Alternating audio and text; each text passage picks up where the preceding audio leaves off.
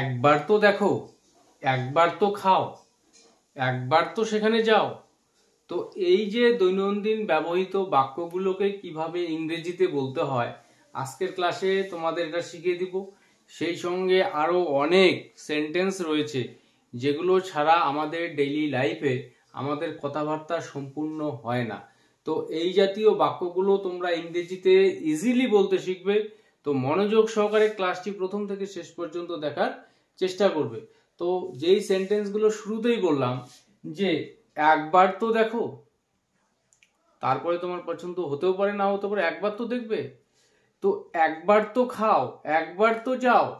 তো এই সেন্টেন্সগুলোকে ইংরেজিতে কিভাবে আমরা বলবো? তো প্রথম সেন্টেন্স একবার তো দেখো। তো এই সেন্টেন্সটা তৈরি করতে গেলে শুরুতে আমাদের নিয়ে আসতে হবে জাস্ট, তারপর নিয়ে আসবো আমরা এখানে ভার্ব, এবং অবশ্যই ভার্বের মেইন ফর্ম। তো এখানে ভার্ব দেখা, তো just look once, just look once. একবার তো দেখো, তো একবার তো খাও। তো এই সেন্টেন্সটাকে আমরা কিভাবে বলবো? Just eat once. একবার তো খাও, তারপরে তো বুঝবে খাবারটা কিরকম।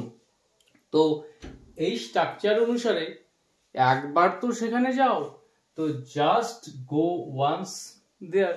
একবার তো যাও, একবার তো পড়ো, জাস্ট রিড ওয়ান্স। তো ইজিলি তোমরা সেন্টেন্স গুলোকে তৈরি করতে পারবে। শুরুতে জাস্ট, তারপর ভার্বের main form, after that once.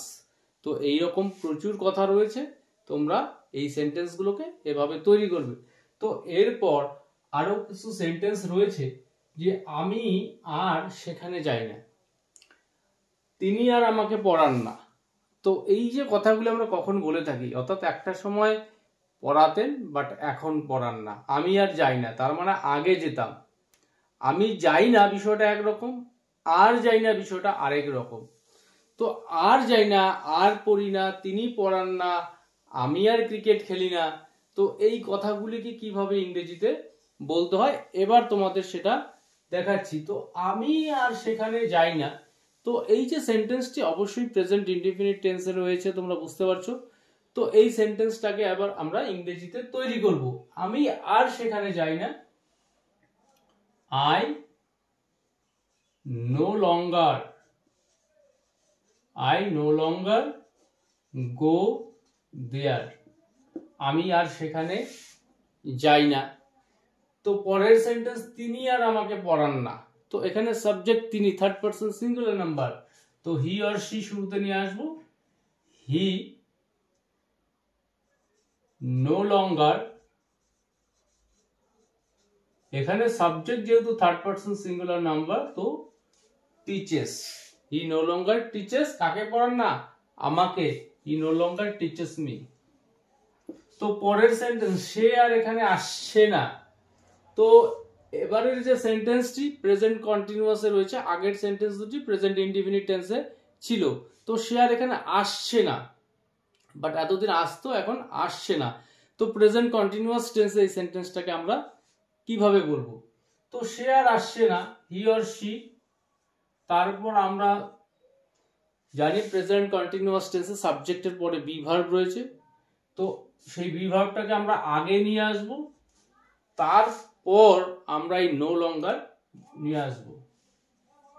No longer, she is no longer, আসছে না, she is no longer coming here. She is no longer coming here or he is no longer coming here, সে আর এখানে আসছে না। তো পরের সেন্টেন্স তারা আর আমাকে বিরক্ত করছে না। তো এই সেন্টেন্সটিও প্রেজেন্ট কন্টিনিউয়াস টেন্সে রয়েছে। তো এই সেন্টেন্সটাকে আমরা কিভাবে তৈরি করব? তারা আর করছে না, দে আর নো লঙ্গার,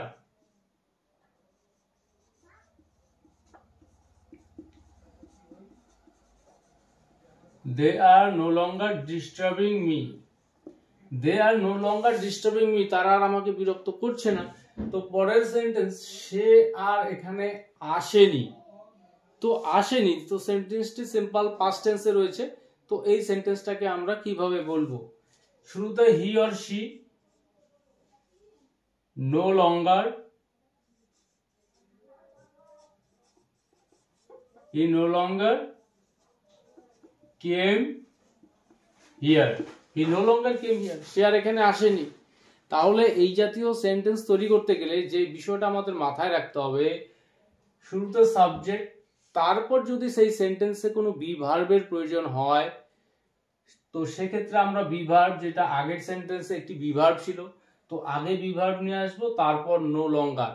আর যেই সেন্টেন্সের ক্ষেত্রে কোনো রকম হেল্পিং ভার্বের বি ভার্বের প্রয়োজন নেই সেই ক্ষেত্রে সরাসরি সাবজেক্টের পরে নো লঙ্গার নিয়ে আসবো, তারপর আমরা নিয়ে আসবো ভার্ব, এবং সেটা অ্যাকর্ডিং টু টেন্সের নিয়ম অনুসারে ভার্বের ফর্মগুলো আমাদের ইউজ করতে হবে।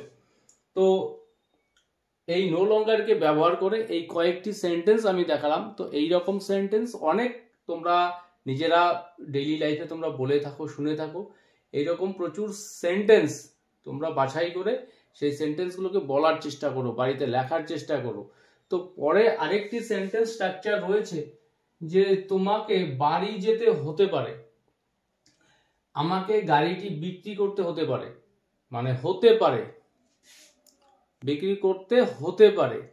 তো পসিবিলিটি রয়েছে, আমাকে করতে হবে বিষয়টা একরকম, তোমাকে বাড়িতে যেতে হবে এই বিষয়টি একরকম, বাড়িতে যেতে হতে পারে মানে পসিবিলিটি রয়েছে, হতেও পারে নাও হতে পারে।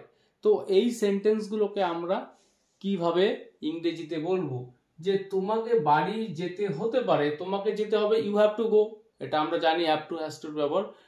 তার সঙ্গে যেহেতু বিষয়টার মধ্যে একটা পসিবিলিটি রয়েছে, এখানে শিওর না, তো সেক্ষেত্রে আমাদের একই সঙ্গে মে ব্যবহার করতে হবে।